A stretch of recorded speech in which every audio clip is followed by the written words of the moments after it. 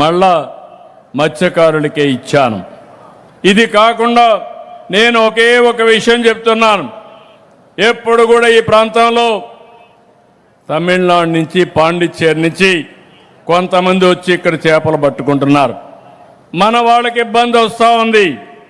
ఒకప్పుడు నేనున్నప్పుడు దగ్గర నిఘా కోసరం ఆ రోజు మీరు చూస్తే 20 బోట్లు పెట్టాం, నిఘా పెంచాం. వైఎస్ఆర్ కాంగ్రెస్ పార్టీ వస్తానని నిఘా పోయింది. వీళ్ళు ఏమాత్రం యాక్ట్ చేయలేదు. ఇక్కడే తిరుపతి కలెక్టర్ ఉన్నాడు, నెల్లూరు కలెక్టర్స్ ఉన్నారు.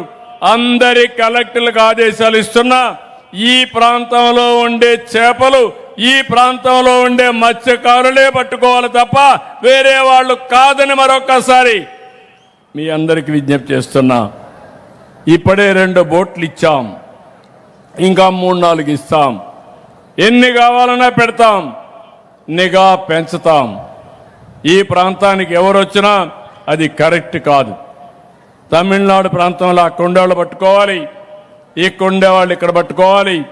అంతేగాని ఈ ప్రాంత మత్స్యకారులకు దెబ్బ తగిలే విధంగా ఎవరు వచ్చినా ఈ ప్రభుత్వం సహకరించదని చెప్పి కూడా నేను మీకు తెలియజేస్తున్నా. 12 బోట్లు ఇస్తే పూర్తిగా నాశనం చేశారు. ఇప్పుడు మళ్ళా నేను వస్తానే హామీ ఇస్తున్నా. ఎన్ని 4-5 కావాలన్నారు. దానికి 1,50,00,000 అవుతుందన్నారు. అయినా కూడా ఇస్తాం. ఇచ్చి పూర్తిగా మిమ్మల్ని ఆదుకునే బాధ్యత, మిమ్మల్ని ప్రొటెక్ట్ చేసే బాధ్యత నేను తీసుకుంటానని చెప్పి కూడా నేను మీకు తెలియజేస్తున్నా. ఇది కాకుండా ఇక్కడుండే మీ అందరికీ ఒకటే విజ్ఞప్తి చేస్తున్నాను. ఈ ప్రభుత్వం యొక్క ఉద్దేశం ఒక సుపరిపాలన. ఎవరికి ఎలాంటి ఇబ్బంది లేకుండా పరిపాలన సాగించాలని, నీతివంతమైన పాలన ఇవ్వాలని, సమర్థవంతమైన పాలన ఇవ్వాలని నేను అనునిత్యం పనిచేస్తున్నాను. ఈరోజు మీరు ఒకసారి చూస్తే రియల్ టైం గవర్నెన్స్ పెట్టాం. అందరికీ సెల్ ఫోన్లు ఉన్నాయి. నా ఫోటోలు కూడా రికార్డ్ చేసే పరిస్థితికి వస్తున్నారు. మీటింగే షూట్ చేస్తున్నారు మా తమ్ముళ్ళు కొంతమంది. ఈరోజు మీకుండే సెల్ ఫోన్ ద్వారా మీరు ఏ ఆఫీసుకు పోయే పని లేకుండా అన్ని పనులు అయ్యే విధంగా చర్యలు తీసుకుంటున్నాను. మన మిత్ర వాట్సాప్ గవర్నెన్స్.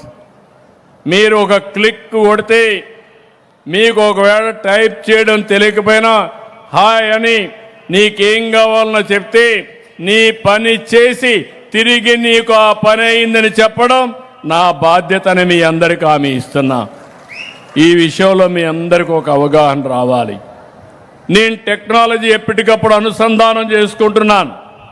ఇక్కడే ఉద్యోగస్తులందరూ కూడా ఉన్నారు. వారికి కూడా విజ్ఞప్తి చేస్తున్నా. మనం నష్టపోయాం, రాష్ట్రం నష్టపోయింది. మీకు కూడా ఒకప్పుడు జీతాలు 1వ తారీఖు రాకపోతే 1వ తారీఖు జీతాలు ఇచ్చే పరిస్థితికి వచ్చామంటే అడ్మినిస్ట్రేషన్ని స్ట్రీమ్లైన్ చేశాం, పరిపాలన ఘాట్లో పెట్టాం. ఈరోజు మీరు నేను కలిసి ఈ రాష్ట్రాన్ని పూర్తిగా ముందుకు తీసుకుపోవాల్సిన అవసరం ఉంది. అందుకే ఏ పని జరిగినా 1వ తారీఖు మీకు పింఛన్ ఇస్తున్నాం. పింఛన్ ఇస్తానే టెక్నాలజీ ద్వారా ఎక్కడిచ్చానో ఒకసారి చెక్ చేసుకుంటున్నాను. ఆన్లైన్లో వచ్చేస్తుంది, ఫోన్లో ఎక్కడిచ్చాడు అవన్నీ వచ్చేస్తాయి. అది అయిన తర్వాత మళ్ళా మీకు ఒక మెసేజ్ పంపిస్తున్నాను. ఇచ్చిన అధికారి గౌరవంగా చూశాడా, లేకుంటే ర్యాష్గా మాట్లాడా, లేకుంటే ఏమైనా లంచాలు అడిగాడా, ఇలాంటివన్నీ అడుగుతున్నా. అంటే దీని ఉద్దేశం చాలామంది బాగా పనిచేస్తున్నారు, వాళ్ళని అభినందిస్తున్నాం. ఎవరైతే సరిగా పని చేయరో వాళ్ళ దగ్గర పని చేయించడం ఒక ముఖ్యమంత్రిగా నా బాధ్యతని మరొకసారి మీ అందరికీ విజ్ఞప్తి చేస్తున్నా.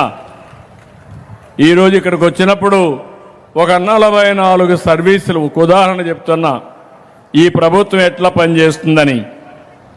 ఈరోజు ట్రైబల్ వెల్ఫేర్ ఆశ్రమ హాస్టల్స్ ఉన్నాయి, స్కూల్స్ ఉన్నాయి. దాంట్లో రాష్ట్రం కంటే జిల్లా కంటే మీ నియోజకవర్గం బాగుంది. దానికి అభినందనలు, ఇక్కడే ఆఫీసర్లకి అభినందనలు. మొన్నే వరి ధాన్యాన్ని కొన్నారు. అది కూడా సమర్థవంతంగా ఈ నియోజకవర్గం నిర్వహించారు. దానికి కూడా